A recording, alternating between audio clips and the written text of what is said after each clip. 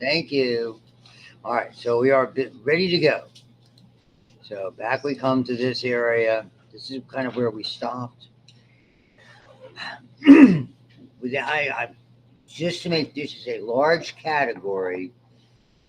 Inevitably, we start. You might remember me telling you about they're called aminoglycosides. Just like that whole disinfectants and things like that. A lot of the answers are category based when you get to the test. So what category in the aminoglycosides are what's a characteristic? And let's say we are limited in using them because they cause, you might remember writing up there, renal and ototoxicity. So yeah, understand. So I may not give you the specific name of the agent.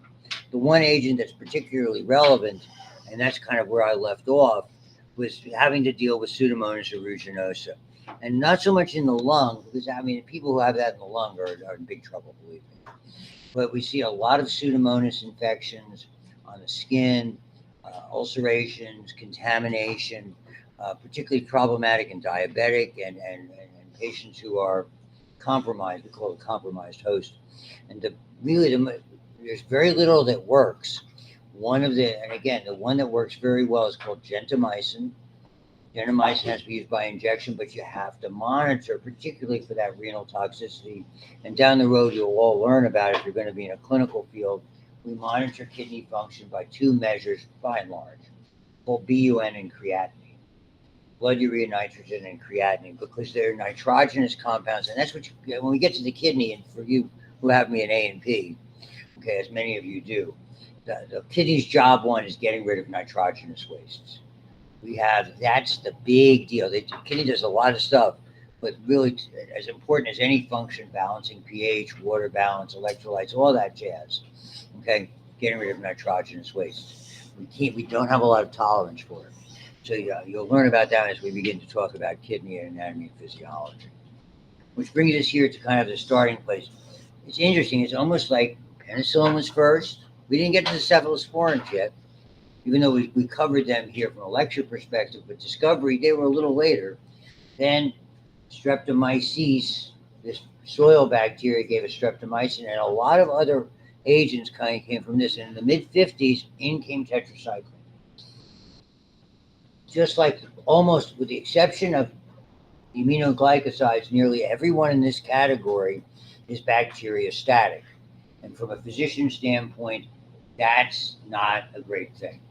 So tetracyclines were like third on the list of discovery. So in the mid 50s, a new product came out. The category is tetracyclines.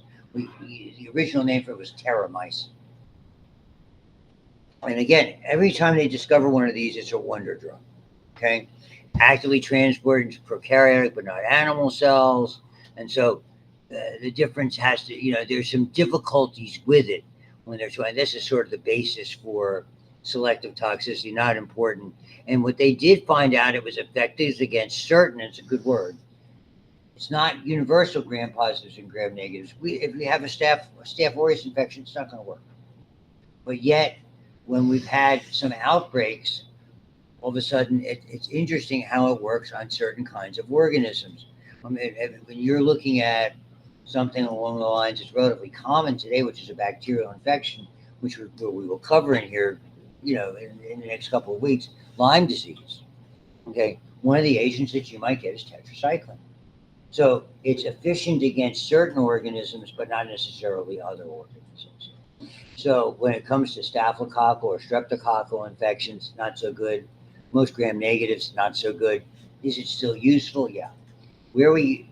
A lot of people are able to use it successfully to treat acne in mini doses. Okay.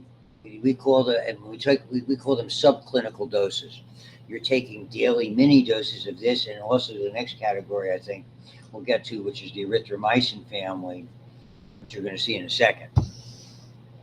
Is that the big problem with this? As you can see, now they've made some changes, made some things that are similar. There's not a lot of approval for this. There is a problem. Just like the problem with streptomycin and the aminoglycoside family was the toxicity, you can't use this in little kids. A lot of little kids that they used tetracycline in before their secondary teeth came in ended up with teeth that were damaged. Tetracycline bonds to what we call hard tissues, particularly tooth enamel. And I mean, we're talking about significantly discolored teeth that we're going to require in today's age cosmetic dentistry. I mean, back then we didn't have the luxury of cosmetic dentistry. So even, whiteners and things like that didn't work. Now, this is the kind of thing that if they had that capability and they could afford to do so, they would have had to get significant changes in cosmetic dentistry, very costly. So you got to mention the good points and the bad points. So the bad point for tetracycline is the problem with you can't use it in little kids. Okay, once the secondary teeth come in, certainly at adolescence, not a problem at all whatsoever. Macrolides. This is the category where the Z-Pak comes in. This is the category that is the drug of choice for people who are allergic to penicillin. The parent compound of this, and the reason we don't use it as much is erythromycin. You'll still see it. In my lab, we used it. Maybe in your lab, you used it for your discs to test. There's nothing wrong with it at all. It's a perfectly good substitute. Does it work on MRSA? No. But can you use it for a lot of staphylococcal and streptococcal infections? Certainly. The problem was two things. Typically, you had to take it 3 or 4 times a day, and you had to take it for a good 10 days. Now you're dealing with a big problem when it comes to taking medications orally. The pain, people are going to forget doses. Okay?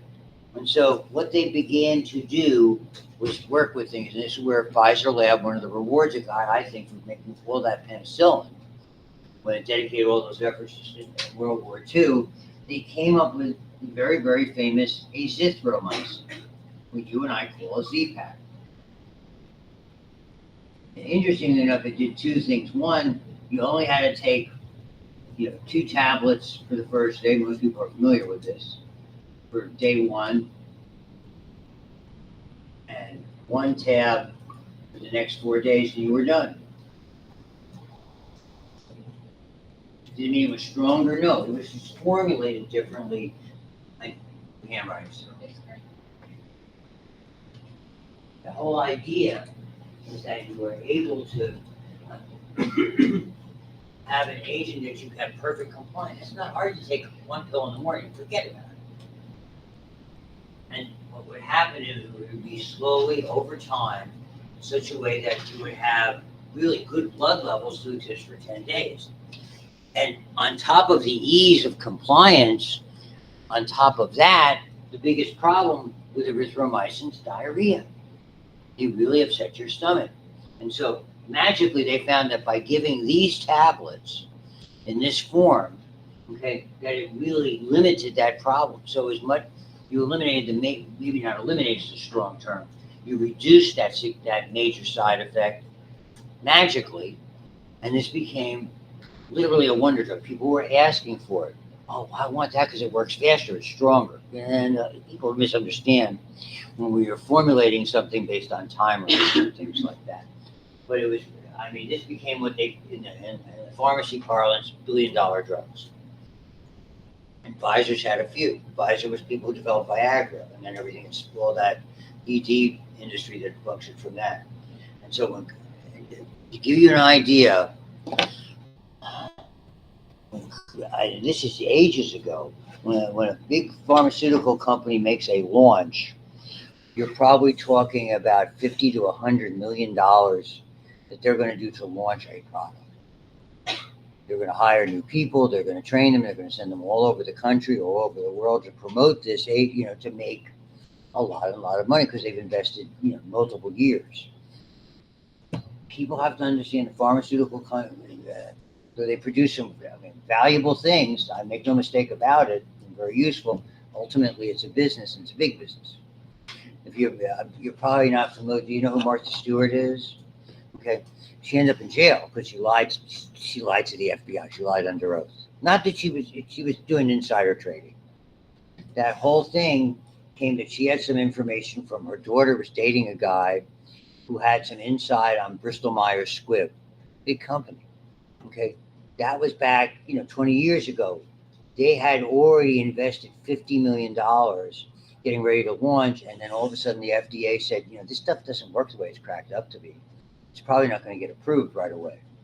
I mean, and she got the inside about this, sold off a bunch of money because she was to avoid taking a giant loss. I mean, the worst they would have had to do is a very wealthy woman and say, "Oh, you have to pay it back." But if you're under oath, the moral of the story is don't lie. It's going to come back to bite you. And I say that I'm not hoping that any of you end up doing what is called a deposition. A deposition is typically taken in an attorney's office or in a legal office, typically, but you're under oath with a court stenographer. Worst thing could happen most of the time, most of the time it's financially oriented more than anything else. Most lawsuits are. On top of that, for you, another moral of the story. My first wife always got on top of that. Understand, for nurses, and speaking of people who are going to be nurses, the hospital or facility you work at will purchase malpractice insurance for you. It is nominal to purchase an additional policy in any area of healthcare, whether it's a physician assistant or anything else, and particularly for nurses to get additional malpractice insurance, like an umbrella coverage over and above what the hospital. It'll give you a lot of peace of mind. It's relatively cheap. It's not like a doctor's medical insurance. I mean, that was, for my practice, that was the first couple $1,000s you pay every month. Big money. Because if you're operating on people, it gets seriously higher. And that was 25 years ago. So a good personal career point from that regard. So the macrolides, bacteriostatic, drug of choice, not often it is. Often's the wrong term. So as long as you're using something in that family, again, if you did a test, why weren't you prescribing that? If you said, well, the patient was allergic to it, that's a reason not to use it. Fine, then use the tetracycline, use something else. You also use many doses of this. So bacteriostatic against many gram-positives and most common causes of atypical pneumonia. The big things, when I say Enterobacteriaceae, that's like why we can't use that on E. coli, Proteus, all those gram-negatives that are so common in infections. So they're not, that's something that it's contraindicated. That means you cannot use it.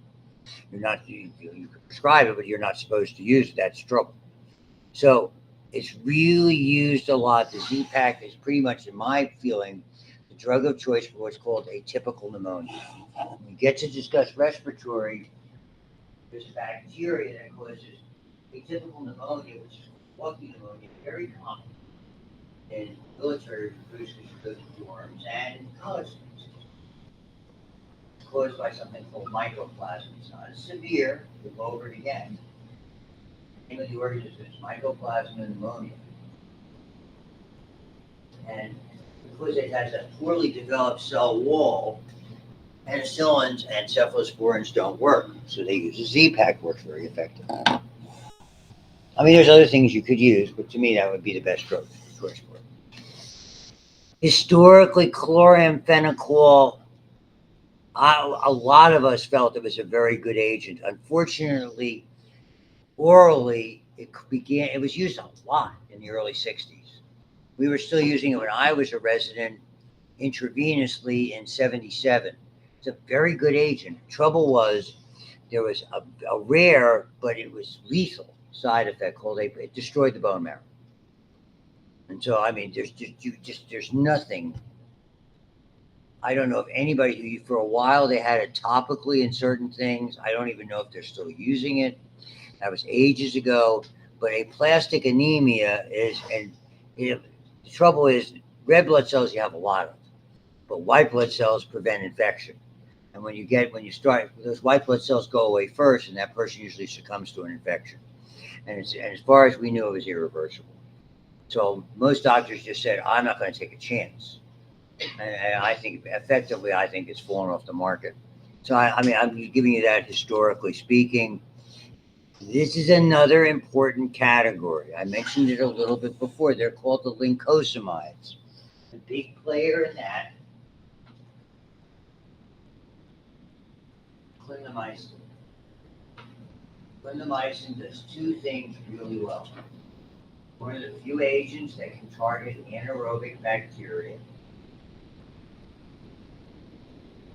and it penetrates glycocalyx. So for someone like me, who operated a lot on people who had metallic hardware in there, pins and screws and plates, that stuff gets glycocalyx on it. One of the things that it does. So if there was ever a problem, that was a useful choice. That's the good news. Okay. Bad news is this. So what you're going to learn about when we get to some infections, you're going to see a name called Bacteroides fluctuans. Bacteroides is anaerobic bacteria that very nasty, very hard to treat, and this is one of the agents that will treat it. So, but typically, if you're having anaerobic infection from a wound, it's already big trouble, and you're going to be willing to take the risk. The problem is this. Okay, don't C. diff. C. diff is anaerobic as well, but for whatever reason, this does not work against C. diff. Come to it a little bit. The drug of choice for C. diff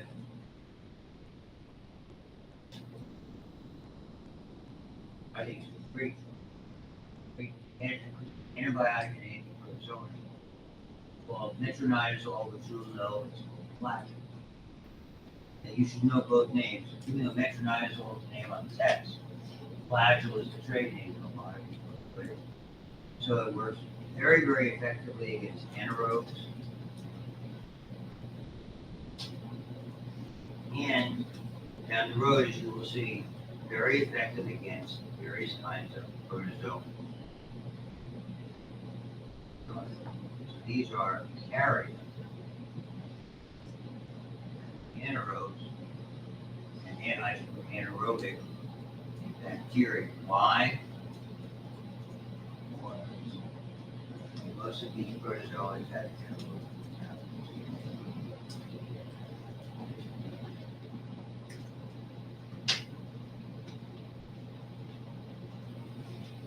Last two categories, these oxazolidinones and the streptogrammins, were developed mostly to fight things useful against strains resistant to beta-lactams and vancomycin. These were both developed, okay, as you can see here, to deal with MRSA.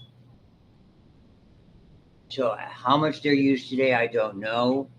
I know that over time they have tinkered a lot with cephalosporins in an attempt to make them able to be used for MRSA.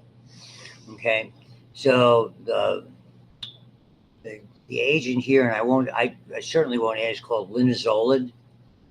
Is the one that you hear the most about. This one you should be familiar with. They call it Sinercid, and the reason why you should be familiar with it, they've taken two agents in this category called streptogrammins, combined them, and found out, even though they were bacteriostatic, their combination appears to be bactericidal. So it's a winner.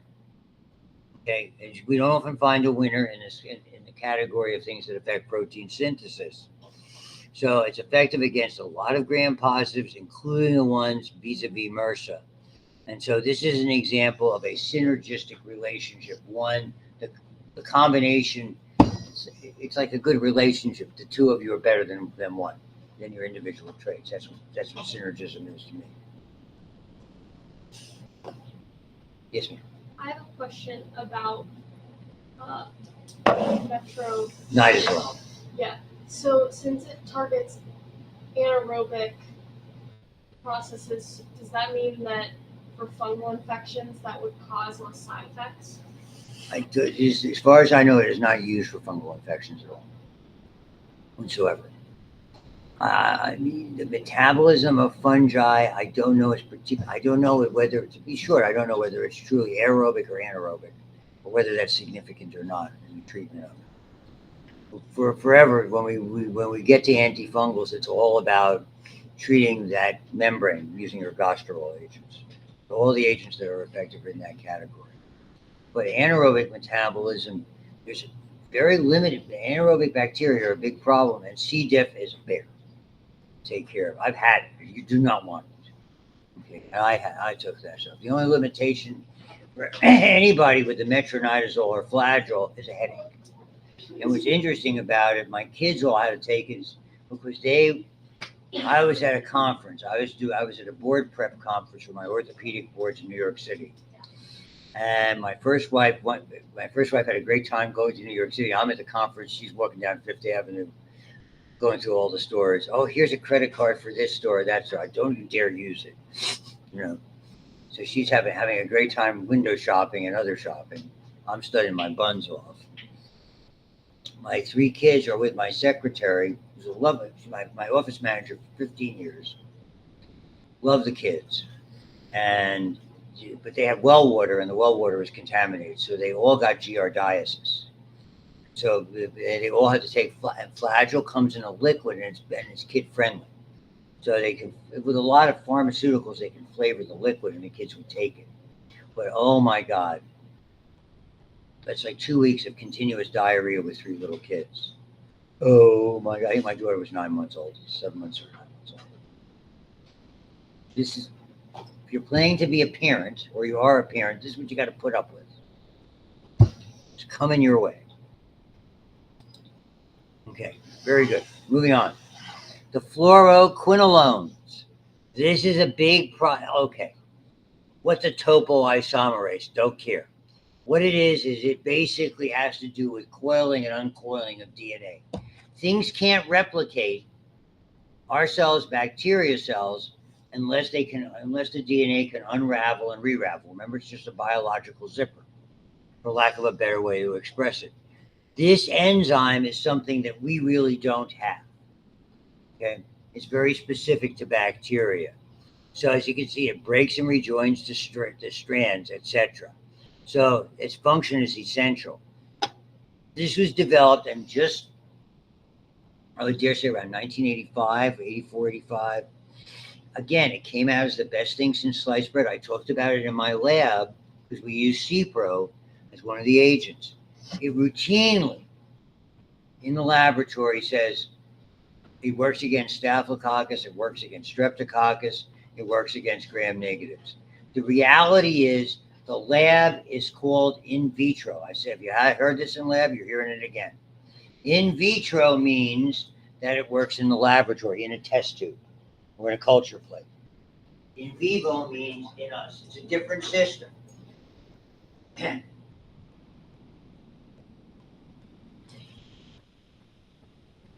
Be absent more. How do you make that up? Please. I like seeing, not hearing you.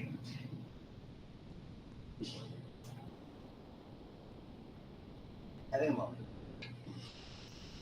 Why are you in your army fit? Because I was cold in there. It's cold. I'm old. It's cold. Didn't have a sweater with me. Your poor circulation. I don't know. I have an age. I had to get my Mr. Rogers cardigan out.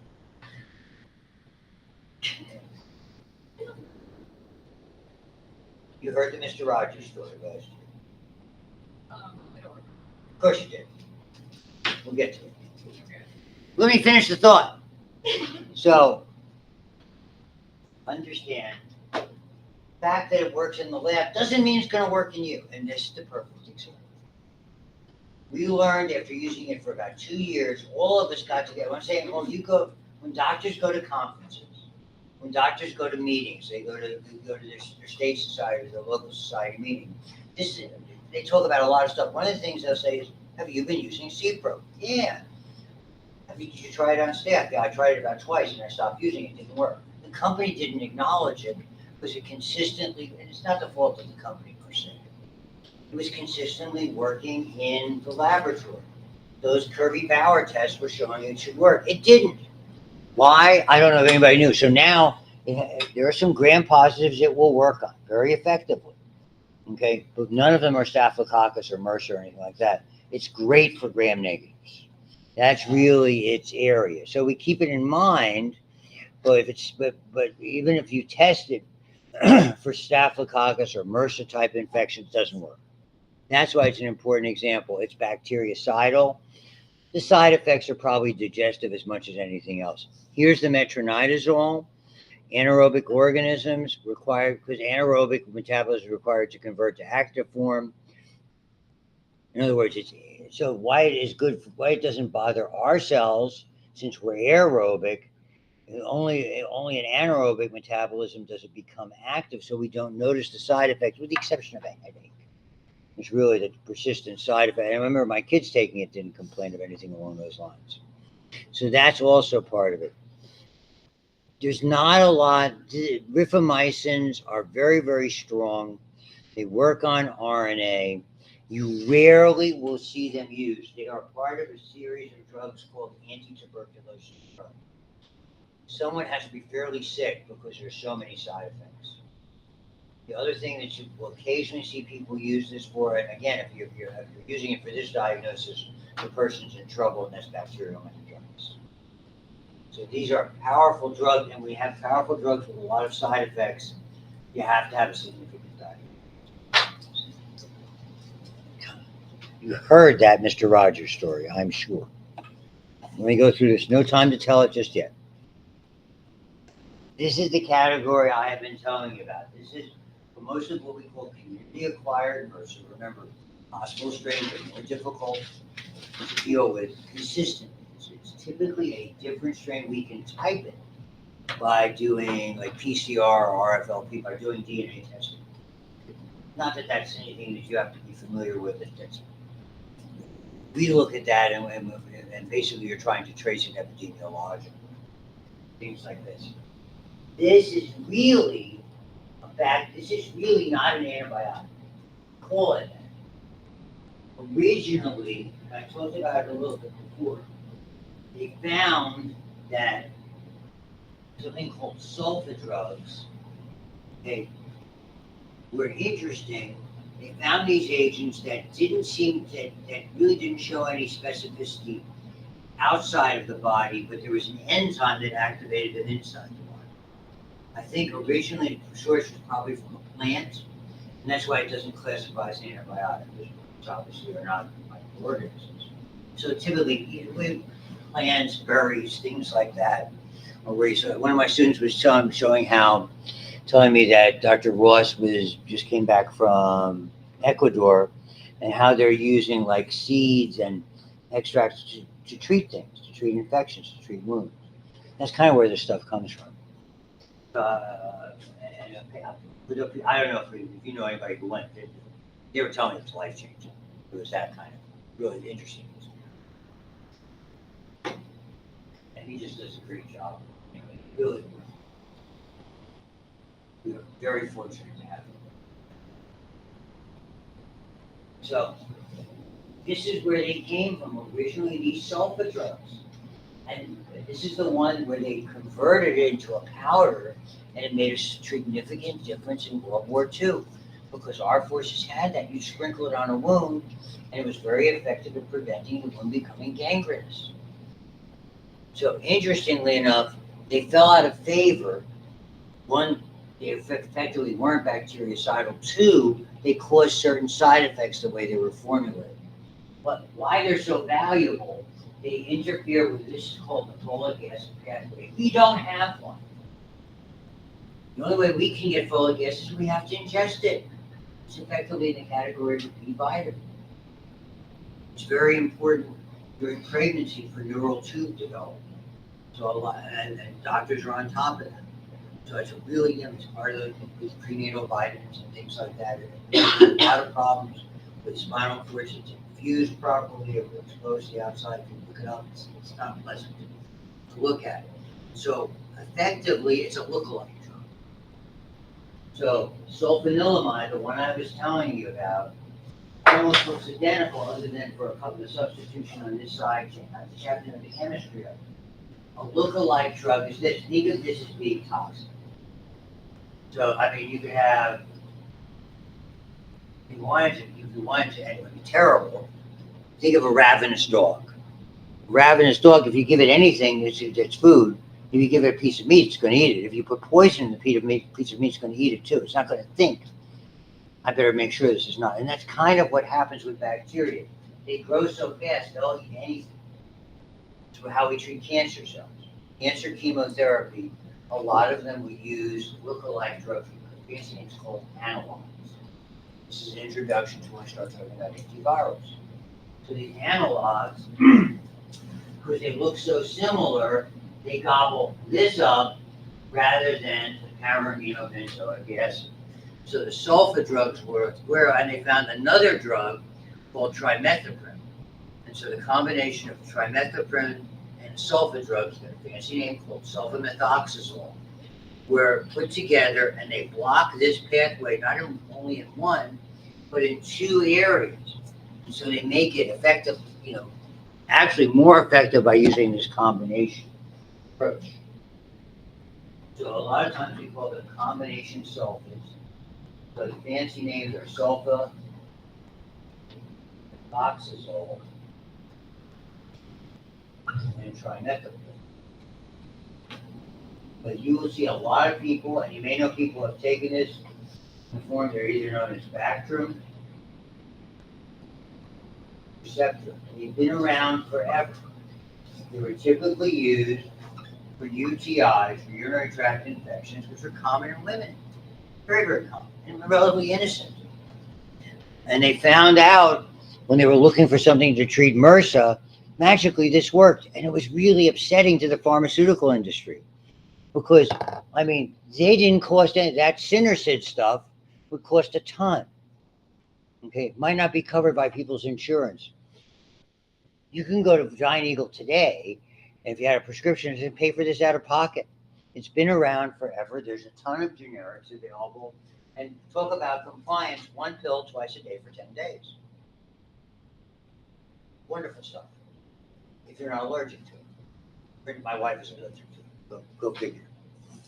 But that's just it's just one of the things she is. They gave her that for, I forget what the infection was. Like, I think it was a skin-related infection. And boom, broke out worse. Go figure.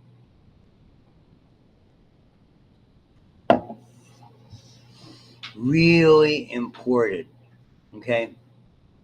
Is it universally? As you can see, there's resistance that can develop from these, but this is a really useful category, okay? The different thing, and you don't have to know what they inhibit or anything along those lines. The cell membrane ones we don't use very much because membranes are membranes. Living membranes are living membranes. The daptomycin, okay, again, there have been some usage for that against gram positives. The polymyxin B, as you can see, binds to the membrane of gram negatives. And also eukaryotic cells. They've been, again, to me, these are both daptomycin and polymyxin B. Polymyxin B is something that's used topically as part of triple antibiotic ointment. We only use these or relatives of these, again, as drugs of last resort because it's going to affect living membranes of any type. So I don't think you need to know a lot about them at this point. When it comes to Mycobacterium, and the two things we deal with that are in that family of this is the acid fast test we did in the laboratory. The two organisms, one is Mycobacterium tuberculosis, the other one is Mycobacterium leprae. It's unlikely you're going to run into a lot of leprosy. Okay, just saying. In my whole clinical career, I saw one case. And that was in a soldier coming back from Vietnam that they assigned to duty in Africa, and he picked it up in native villages and when he was doing work there. And I saw him at the vet's hospital, and thankfully he didn't have any type of disfigurement. It's a variant of that. It affects nerves in the lower extremity, so he's having a lot of nerve-related problems that he was being treated for. So you don't see, there's only one place that treats him in this country. This is for your edification and enjoyment. We even changed the name from leprosy because of the stigmatism that people, they're lepers. Oh my God, stay away. Leprosy, you have to be in close contact with people for not days or months, but years to get it. It's one of those things that doesn't come from casual contact. And that the whole biblical thing with lepers and lepers colonies was only making it worse rather than making it better. Well, we understand that was sort of the early days of quarantining, if you want to think of it that way. So the only clinic where they had it here was in Louisiana. It was in Carville, Louisiana, and the name is Hansen's disease. So they changed the name of the disease because of the stigma that was attached to it. Just that's a historical note. Always fun to talk about that. Tuberculosis, on the other hand, is not. That's the big resurgent disease that we thought we had eradicated. We'll talk about that in respiratory. We'll look at the different kinds of reagents that are in there. I'm going to skip them for now because there's just too many to talk about.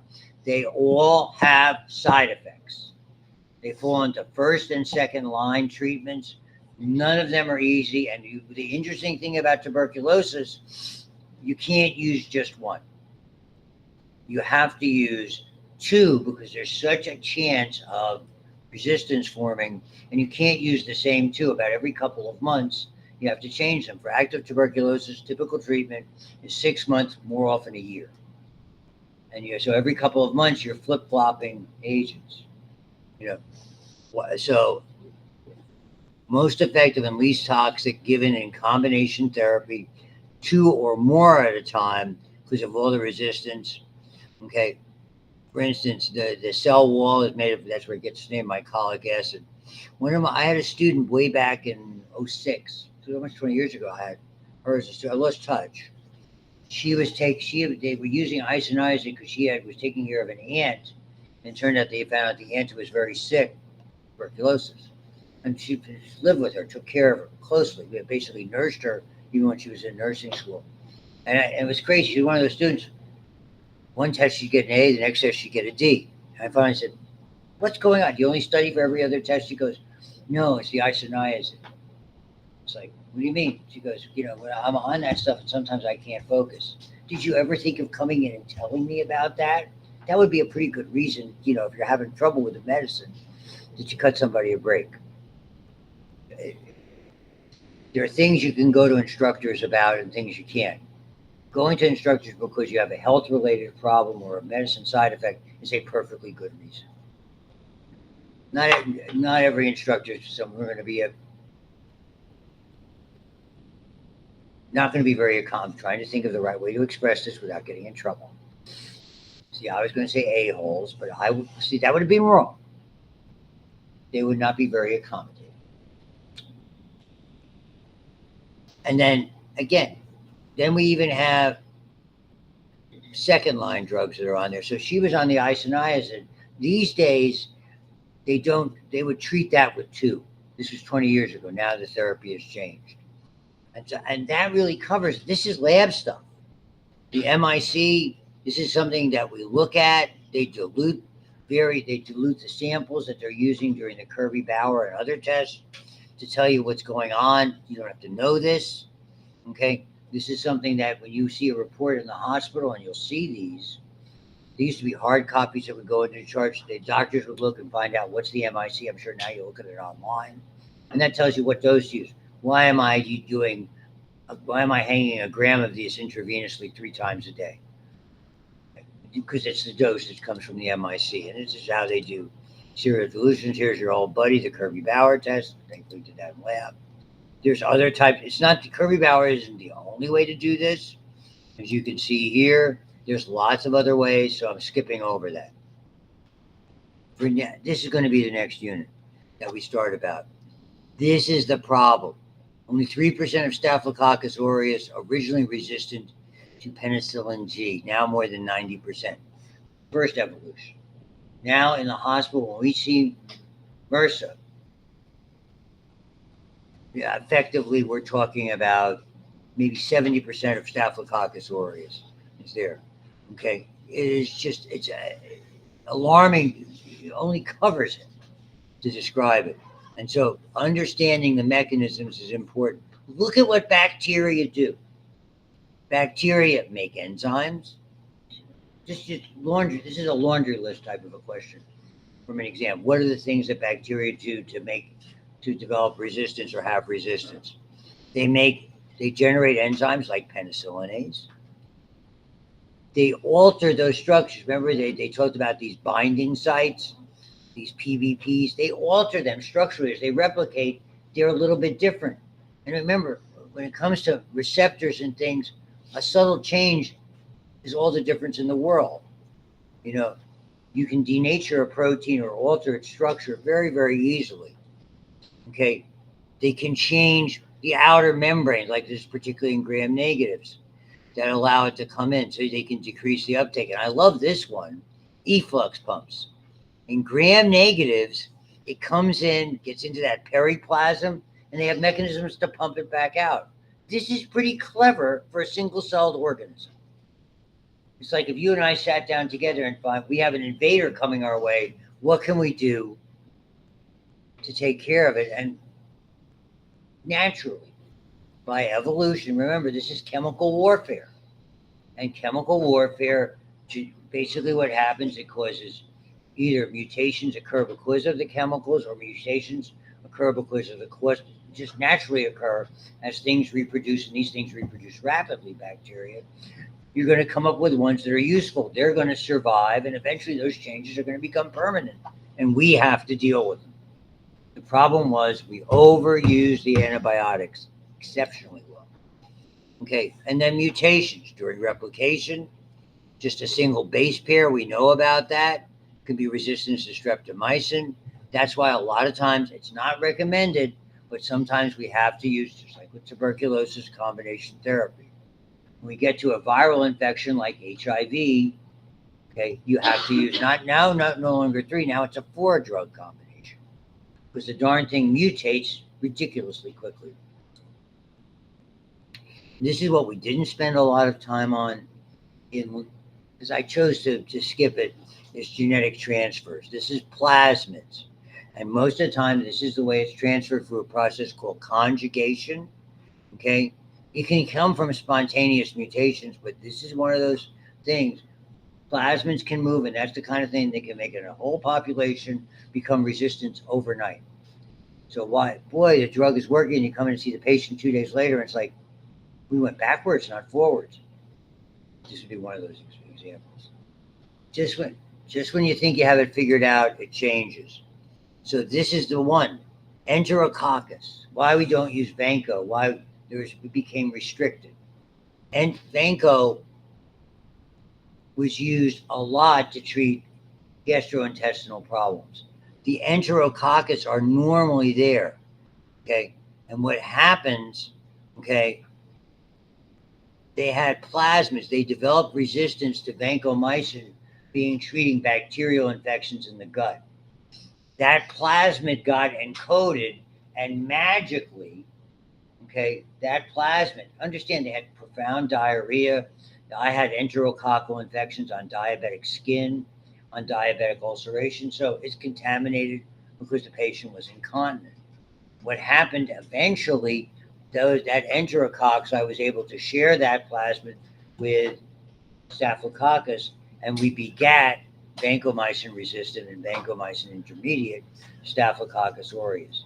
If we evolve it to that point, now you have a bug that we effectively can't treat. That's why all those other ones I was telling you about have been developed. So that's why it's not often. It is a drug of last resort. Stop there for a second. So we're all good. All right, so we're done with that. I told you that story about Mr. Rogers. I did. You yell, because if I tell it again, I'll think about telling it again. But why don't you guys get an early start?